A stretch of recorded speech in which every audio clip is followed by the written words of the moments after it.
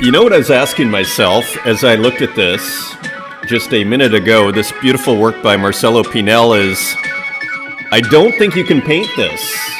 Like, you could paint it, but it's not. If I paint a picture of Hercules, is that going to excite you? But you can do it digitally, and it remains kind of relevant, exciting, and contemporary. Welcome back, everyone. Artist Journal, March 3rd, 2023, broadcasting from Berlin, Germany. Not as sunny as yesterday. It is not as sunny as yesterday. Newsflash. I'm going to try and make these fast. My name is Adrian Pocobelli. Welcome back, everyone. Thank you for all the comments and all the mayhem out there on Twitter and everywhere, YouTube, etc. Welcome back. I hope you have your coffee. I'm trying to, once again, I want these to be like 20 minutes. That's sort of like the sweet spot for me. Thank you for the patience in the meantime. Let's see if we can make some progress on that today. Awesome work by Marcelo Pinello. Is it Pinel? I think it's Pinel. Let me just look. Also known as Cyber Mystic with an I on Twitter, Marcelo Pinel. So, yeah, I mean, classic, extraordinarily psychedelic, unique work by Marcelo Pinel on Manifold.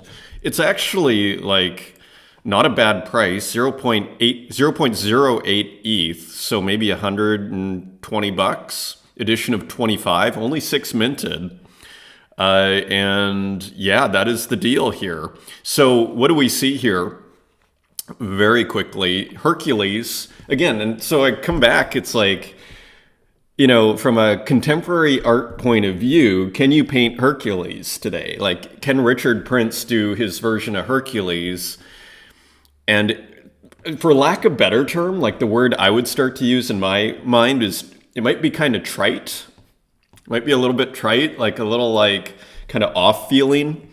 But in this digital medium, again, I don't think this work could have been made 20 years ago. I don't think you would have had the processing power, frankly, unless you're at NASA, but you wouldn't have had the software, right? So this is a undeniably contemporary work that we're looking at here. And I would maintain that as a result of that, by virtue of that, it makes the content, it kind of reinvigorates the content where I want to see Hercules. I want to see more mythology. I love this kind of ancient thing done with this, extraordinarily contemporary medium.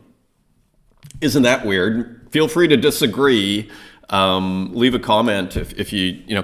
But again, can you paint Hercules? I'm asking myself, and you could, but I'm just not sure it would, work in the same way. But you can do it this way. So, anyways, really beautiful work as ever. Look at. And this is Hercules fighting the Hydra here. I was looking it up, the second labor, and we'll actually just take a quick look at Wikipedia. But before we do, can we zoom in here? Maybe we can quickly, no, this is a video, so it's a little trickier. Oh, look at that. It's a little trickier. Maybe we can do it now. No, we can't. But I just wanted to point out the eyes here. Like, look at these awesome eyes. It's truly like visionary, the experience here. It's an authentically visionary experience here with even the Milky Way in the background here, almost evoking the constellations a little bit, and maybe Hercules as a constellation in the sky here with these wonderful frames. So anyways, just a buffet, a rich buffet of color. Maybe that's what I should call this video, a rich buffet of color. Just very quickly, since we like to stay on top of these things and ground ourselves in the, in the tradition and in stories that have stood the test of time, just very quickly, it's called the Lernaean Hydra, or Hydra of Lerna. More often simply known as the Hydra, is a serpentine water monster in Greek and Roman mythology. Its lair was the lake of Lerna in the Argolid, which was also the site of the myth of the Danaides. Lerna was reputed to be at the entrance of the underworld, and archaeology has established it as a sacred site older than the Mycenaean Argos. In the canonical Hydra myth, the monster is killed by Heracles. In Roman mythology, Hercules, as the second of his 12 labors. And so on and on. And the way they killed it, maybe you want to hear how they killed it, and then we will move on. The Hydra possessed many heads, the exact number of which varies according to the source. Actually, let me go back a line. It had poisonous breath and blood so virulent that even its scent was deadly. The Hydra possessed many heads, the exact number of which varies according to the source. Later versions of the Hydra story add a regeneration feature to the monster. For every head chopped off, the Hydra would regrow 2 heads. Heracles required the assistance of his nephew Iolaus to cut off all of the monster's head and burn the neck using a sword of fire. So nothing too creative there. Let's just burn the neck and we'll take care of business. So anyways, very cool work, still available, edition of 25 by Marcelo Pinel.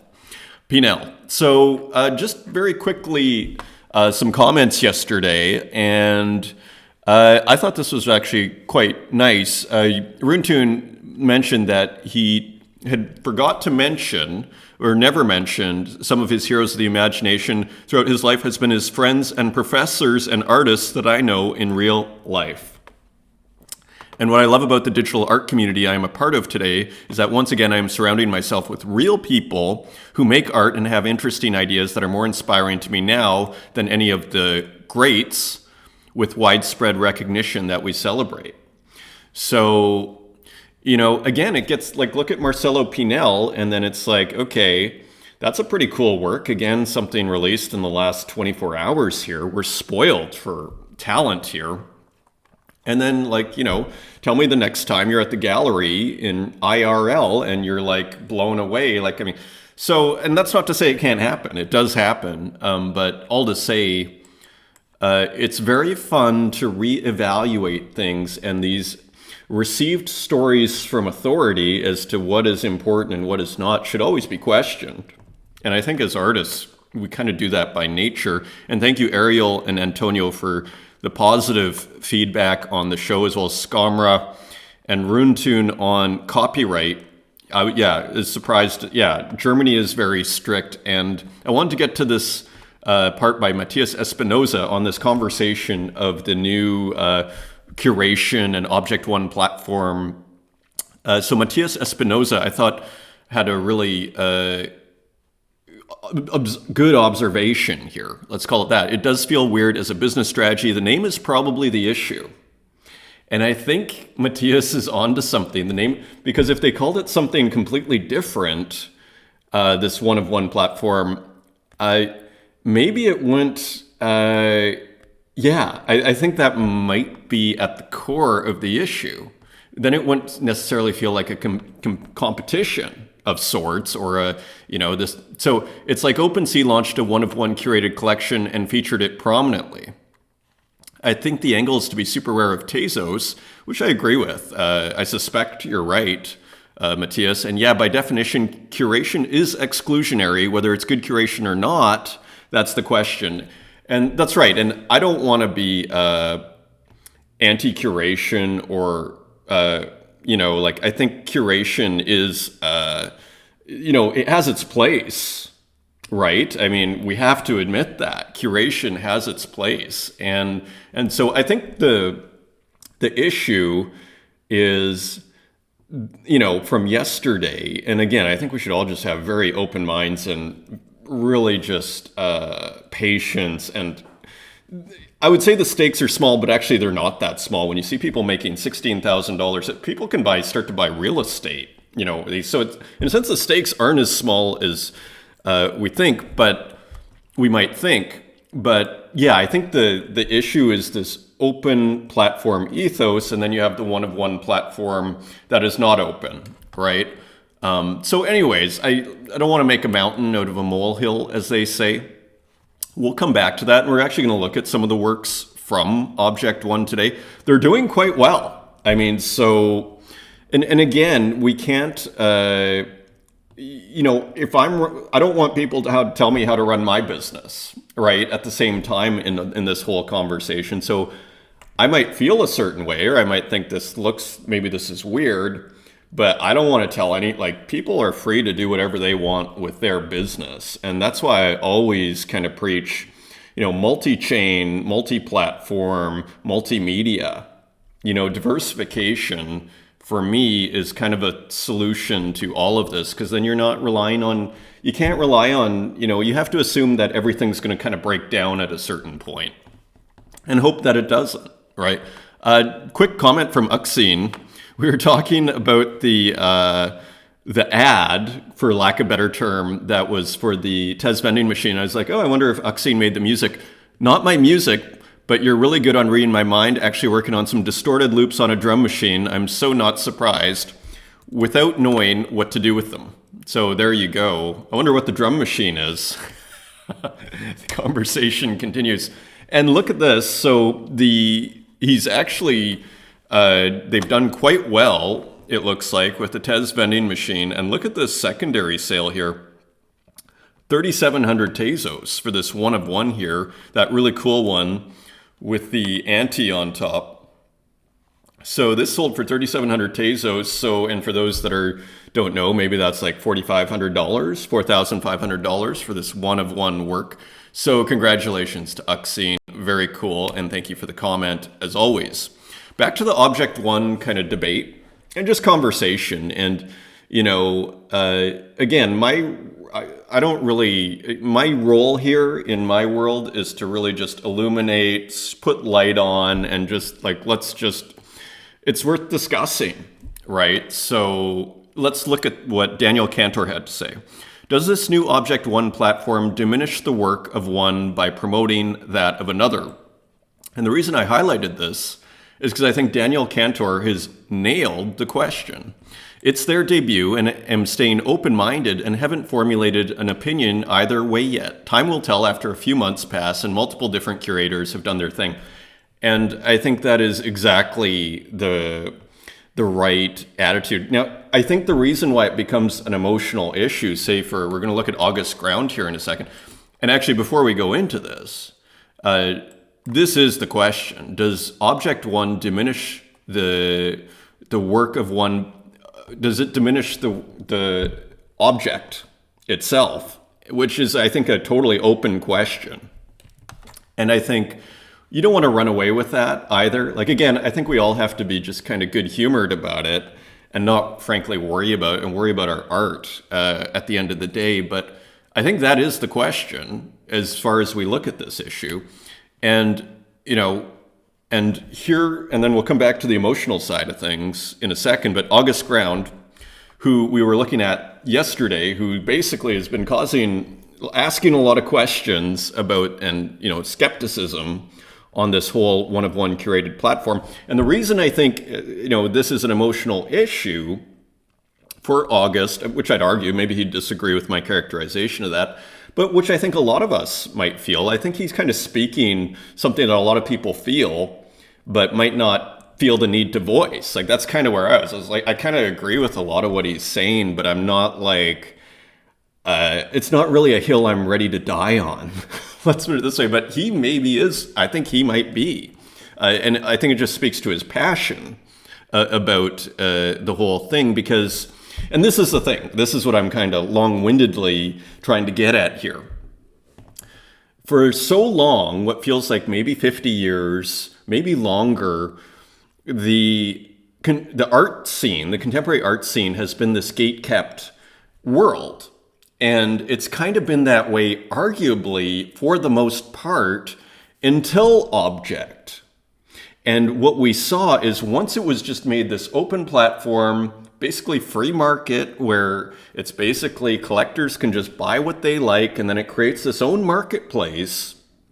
Once that happened, we saw, I'd argue, as I keep calling it, a cascade of creativity, a Cambrian explosion, as I keep calling it. And so I think that's why it becomes kind of an emotional issue, because it's like the masses, people who are not living in New York City, people who come from countries that maybe don't have much of an art scene, or small towns or whatever, all of a sudden have a legit shot at, putting their work out there and just be judged according to the merit of their work on a free market with no gatekeepers. And so I think that is why it's kind of a touchy issue, because it's finally been kind of broken. And now it's like, oh, well, is this kind of being clawed back a tiny bit? And I think that's why this is my way of kind of explaining why I think there is an emotional component to this whole side of things. But again, let's look at August Ground's comment here, because just as he says, just to be clear and lower the temperature a bit. After a lovely and in-depth discussion with Cabling 1, who is a curator on Object, I'm more accommodating of Object 1. There is no us versus them. We're all on the same Tezos team, even if I believe and speak for others about a different methodology. And yeah, so I think that's great. And exactly, there are stakes. The stakes actually are surprisingly high. I tend to, overly, understate the stakes in my own mind of many of these things and think, well, at the end of the day, maybe this probably just doesn't mean anything anyway. But there are actual stakes here, you could argue. At the same time, you could also argue, what's happened on Object, it's too late. There's already been this kind of enormous flourishing of talent that's kind of been from this whole model of a lack of gatekeeping, and it's almost too late in a weird sort of way, and that can't be undone is another way of kind of looking at this story. One more from August Ground before we actually look at some of the work from Object 1 and see what's going on over there. I believe and I'm seeing evidence that a lot of artists on Tezos have trauma from curatorial rejection or bias from the past. It makes sense that we would all collectively flinch at anything that draws lines between who is in and who is outside the gallery. We all want a voice. So yeah, it's a tough thing, right? Because I think curation, I don't think should be erased in the name of everybody getting in, because we all know from a pragmatic, practical perspective is if you do open the floodgates, you're going to get a bunch of stuff that maybe, isn't going to work, for lack of a better term, So anyways, it's kind of a thorny, interesting issue, which is why I'm bringing it and just kind of highlighting it here. I just think this is kind of a underlying issue that is kind of floating under this scene, as well as, frankly, the contemporary art scene and art scene in general in the big picture. It kind of brings up this situation. And so anyway, let's look at some of the work. It's quite interesting what's going on here. So this is the page, and they've actually had a pretty good, I'd say, 24 hours here. They have auctions in progress. This is what I want to show, though. So this Salvador Dali picture, which we will look up close, there's a bid of 1,800 Tezos, so maybe like 2,300 US dollars. Look at this, Zancan, a generative artist, 17,000 Tezos, so like $20,000, let's call that. So that is impressive. Neurocolor hasn't sold, but is on sale for 25,000 Tezos, so maybe $30,000. And Ezra Esland, and this is also something I want to show. You know who bid on this Ezra Esland is August Ground. And I'll show you that in a second here. Let me show you that.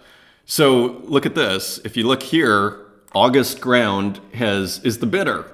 So all to say, I think it's kind of a all's well that ends well. And I don't think, what matters at the end of the day is your art and your process. But I understand the concern, and I kind of share a lot of that. But I'm not it's not necessarily a hill I'm willing to die on. And it kind of brings up other issues of, it's their business, and I think it's important. It's the free country, or it's a free world, and people should be able to do whatever they want to do. If they want to start a curated platform, that's okay, and that's their choice.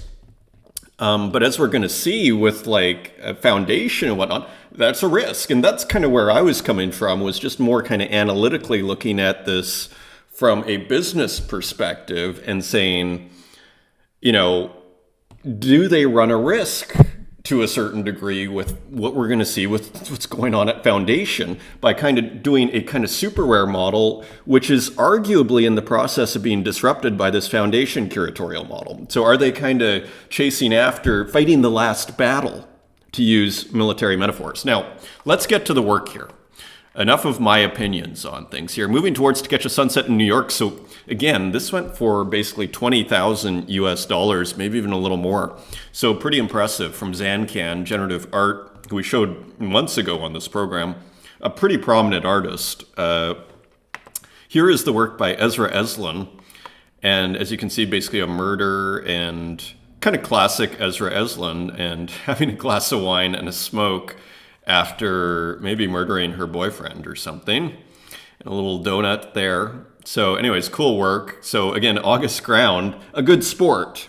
And that's kind of, I think, the key for all this is just, yeah, I think it's great that August is just being a good sport, lowering the temperature a bit, and just, as our first commenter said, just like wait and see, reserving judgment, and there's no need to rush to judgment on these things. Anyway, neurocolor. I almost don't want to spend so much time, but I feel like we should, because it's kind of become an issue.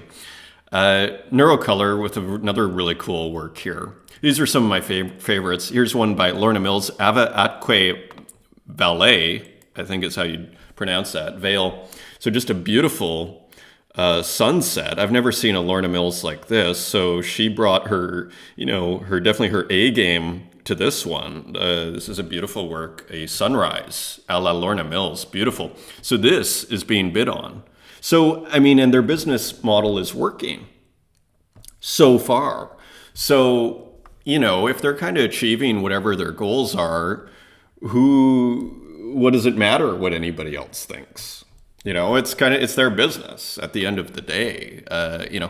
ID, Ego, and Super Ego. This is a really cool work. This is going for 27,000. I don't even know if I've heard. Aumento Jovem Tez, probably a pretty well-known artist. It's a pretty cool work, which is why I want to highlight it. Just kind of a cool abstract work here, I think. So anyways, not cheap. Id, Ego, and Super Ego. So pretty cool. And finally, a beautiful photograph of Salvador Dali here. This was done in 1963 with the Maestro. And there's actually some cool volume here. Let me just turn it on. It's just like bugs, if you can hear it. Let me just get this going. Well, it's just like crickets and whatever. Maybe this, there we go. It's that sort of thing.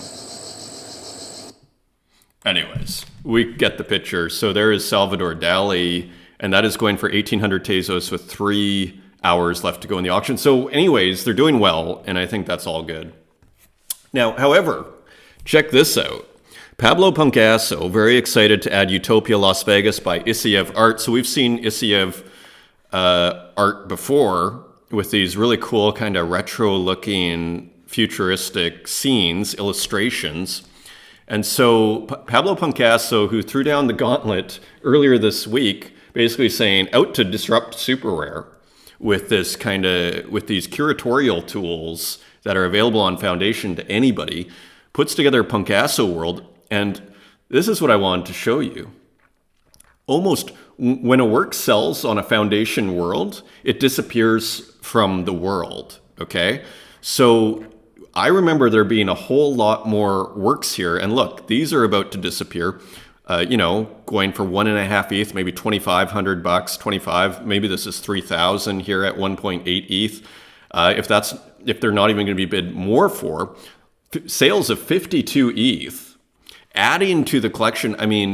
You wonder what the sales for super rare this week have been. You could probably look that up. It's probably in the same ballpark. I don't know. But then there's the sustainability. Like, will they, look at this, Hodl France Charles AI sold 4.75 ETH. So all very interesting. And here's another one. This one's curated by Clown Vamp, also on Foundation. So again, and this is just me opining. This is me having a coffee with you, my friend. And my take on this is object needs to be fighting the current battle as well. Like, that's just my opinion. They can do whatever they want, but give us curatorial tools. Open it up. Do it on object. You guys have object one, have your special curators, but look at what's going on here.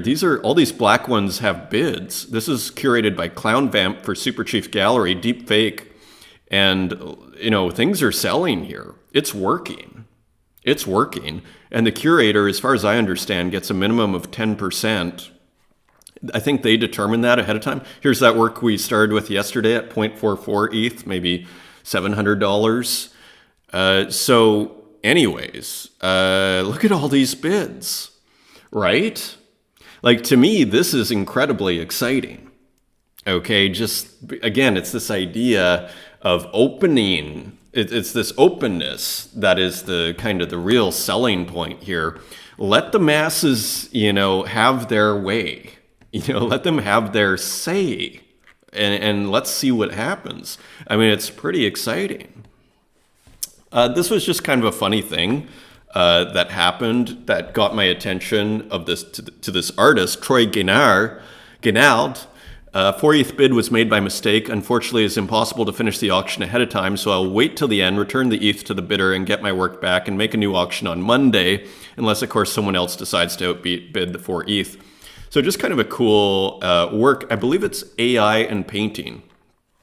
Path of Despair, GAN-assisted work, and I believe that means AI. So anyways, so here is the artist. Pretty cool AI works, I think. Just kind of these solitude kind of landscapes here. And yeah, sold for half an ETH, 40.45, 0.4. I mean, pretty nice sales for pretty nice art. So anyways, artists exploring the true magic of AI and fusing it with my art. Again, that combination has always excited me. And Troy Guénard. So anyways, good sport. Here is another interesting artist that I've never seen before. Kwampa, multidisciplinary artist. And this is Microsoft Paint. And it looks quite beautiful, doesn't it? A study in Microsoft Paint, and here's some close-ups here. Let's see if we can go through it. So here's a little bit of close-ups here. I mean, I think it's the grand work which really stuns me.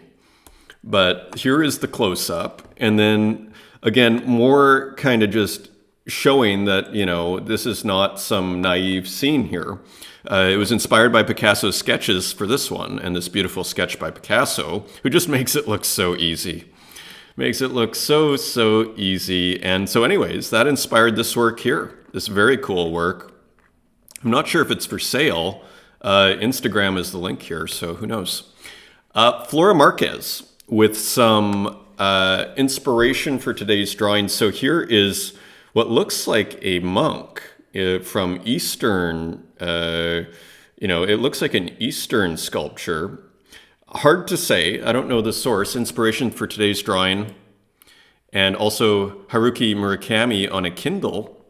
And to make this beautiful work here. So we see the wire coming out of the mouth with the people on top. And then if we go back here, we'll see that here.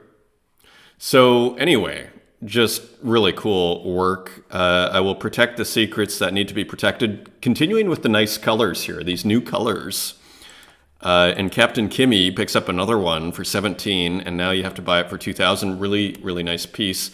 And here's Flora working with pen and paper and maybe some marker or something. And this is hilarious. Today I tried to zoom in at least 3 times. I think we've all been there. When we go to physical, we want to zoom. From time to time, I go back to paper so as not to lose the habit. Probably a smart move. And some other illustrations, this time from Daniel W. One daily mess a day keeps the creative blocks away. So similar idea. And so here are just almost like a maze of people here from Daniel W. And here is another one with different people and different pattern. There are 4 of these. And daily mess number 3. So just cool experimentation here. And finally, and these are all different. And again, these would all just, they almost look like physical work, but they are not, as far as I understand. I think they're digital. They definitely have a physical feeling, though, when you look in here. So anyways, interesting, 3000 by 3000 PNG. And what do we have here? Well, I'll show you this. This kind of can, I don't know, I guess it confused me. The collection consists of 9 interconnected canvases, unlockable prints, details to follow. The auctions will go live on Wednesday, March 8th, with pieces open to offers until then. So I just thought they were good looking abstracts here and just interesting digital mark making. And here is the foundation for this artist, NW123. New works January to March 2023. So here are the works, and I guess they're interconnected. Maybe they make a big one, because it looks like this corner maybe goes on that corner, and this stroke kind of goes to that stroke. So anyway, just more interesting experimentation. Santiago drawing, but I'll stop now and go to the gas station. So I'm glad Santiago's car is working again. I tell you, when I had a car, you're always waiting for that shoe to drop on you're going to need to repair something, and it's going to cost you $2,000. So anyway, glad things are running, and here's just some work in progress in GIMP, was kind of trademark Santiago line work. And here's a painting by Santiago, a digital painting, PNG Inkscape from physical work edited on GIMP previously too. So just kind of a cool abstract, again, in what's become a trademark style. And here are some other works that seem to kind of fit with Santiago's NZFS. This could kind of hang in the same show, hey? Edition of 10 for 5 Tezos. So just kind of interesting experimentation, kind of abstract. Here's another one that's kind of pixelated. So interesting. Entremado de Bamboo. And here's another one. So again, kind of reminiscent of Santiago's work, slightly different, process here with these squares in the background. So anyways, just kind of interesting. Here's another artist that I've never seen before, Kazuhiro Ehara. And this would kind of fit with some of the other works we've been looking at in the abstraction, in the kind of glitch abstraction area. So kind of interesting, hey? So just pretty cool edition of 12, buy for 29. And this is on primary, so not cheap on primary, but they are selling. So people enjoy them as well. Here's Kazuhiro Ehara's, give him a follow. Never die before going to outer space. And so here's some of the work here. So anyways, always a new discovery out here. And also an interesting Twitter discovery here of birds flying through the air, but then their trajectories are abstracted. So that's kind of cool. Some audio. It's pretty cool. Cool, fun, creative, and interesting. Looks like it's doing pretty well. Quite a few retweets and views here. 50 birds flocking. Yoshi Sodeoka. Yoshi Sodeoka. And X-Mortal. A few more. This one looks abstract. So some glitch work here from X-Mortal. And we have another one that we missed, again, using hardware, video synths, and glitch gear. Here's another one, Better Living Through Mechanization. I mean, the fact that it comes from hardware kind of makes it extra exciting. And yeah, like I video created and captured in real time on February 25th, 2023 using all hardware modular video synthesizers. You wonder, I guess he's using a video camera to capture it, but pretty interesting. And here's one we missed that I quite liked, Hot Tube, so an old TV. And again, it's an interesting trope, the whole taking a retro piece of technology like a tube TV and then putting it in a 360, like we see it with the floppy disk. I mean, I think of Haiti Rocket, and I think of Kurt Hustle Collective and others. Anyways, interesting. LB, also a glitch artist, with a couple of stills that I thought were quite nice and beautiful colors here that worked out quite well. Still 26 and still 25. Buy for 2, edition of 5, so pretty reasonably priced there. Buy it for a song. And Sky Goodman, strapped 4/5 sector highs. So it almost looked like ski boots or something. Anyways, pretty cool work here, exporting a lot from Sky Goodman with beautiful colors and the beautiful shoes as usual. And there was another one that he gifted to collectors. Thank you, Sky, for this work. I got one and it's pretty awesome. And what was the title? Silver Mids with 3D printed soles. And again, these works are just waiting to be 3D printed, some of them. Even just to feed this, if you could even make a file that could create one of these. Anyways, very interesting as ever and beautiful. So Ilya Shkipin is working with Super Chief Gallery, Nikita and Rurutu for Doppelganger. And Ilya Shkipin usually uses AI, yeah, you see it here, AI and painting in combination. Looks like it may be part of that MAIF, that deep fake show maybe, perhaps. So anyways, just an interesting work here, Doppelganger. And Venta, target practice, almost going back to the Greek mythology here with a centaur shooting an arrow out. And again, the sampled brushes, very nice treatment in here. And I actually really like this too, how it's just kind of masked. And so all sorts of creativity here. And it's quite beautiful, isn't it? And even the sun, almost like a kid drawing, but with these sampled brushes, target practice. And we're running through it here at the end. Joaquin Miro, Pink Officer, so slightly different. So maybe this explains it. A collaborative effort between the artists Tezos, Joaquin, and Indy, utilizing AI art tools and some minimal post-processing in Photoshop. So that's why it looks different.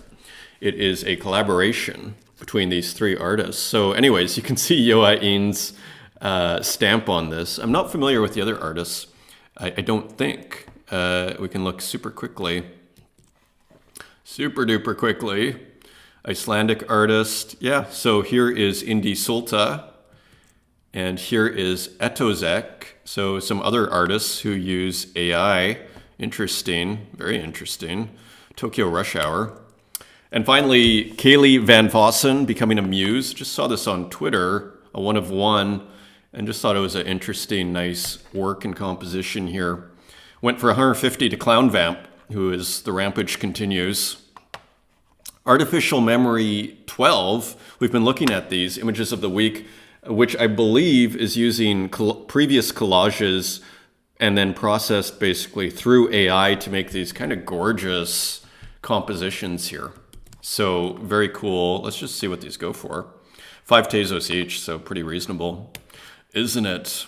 And another one, Quantum Spirit, with another interesting AI artwork. Again, you'd never make these on your own without AI, would you? So interesting kind of rainbow piece. And Robness V2, 55 Tezos, where he combines the Buddha and is it a toter that they call them? The trash can. So keeping with the trash art, quite like the green frame there. A meditation on the flow of refuse, 55 Tezos, at auction here, 18 hours to go. It'll be interesting to see what that goes for. Here's just an interesting artist I don't think I've seen before, Joey Mono. This looks like physical. I thought it was just kind of original abstraction here. It looks like physical work, but you actually never know. This could be AI too. It's actually hard to tell. This could be AI. And I didn't see any clue as to how it was made. Multidisciplinary artist, abstract artist based in Indonesia. So there does seem to be texture, but it's hard to say. It could be AI too. I'm not sure. And finally, I don't think we looked at this yesterday. Every influencer becomes one. I meant to look at it. If we already looked at it, I don't think we've looked at it. Kind of liked it. Quite liked it, actually. And the word smooth is repeated here. So the physical work by Die with the Most Likes continues. I think he's getting better and better. I think that's what I see. And I even love just like this irrational element with just, let's just paint a yellow stripe across. And then also the smoothing out of the influencer, right? Over time and everything. the refining of the image here. So anyways, cool work from Die With The Most Likes. That's your show, everyone. Enjoy your weekends. And thank you.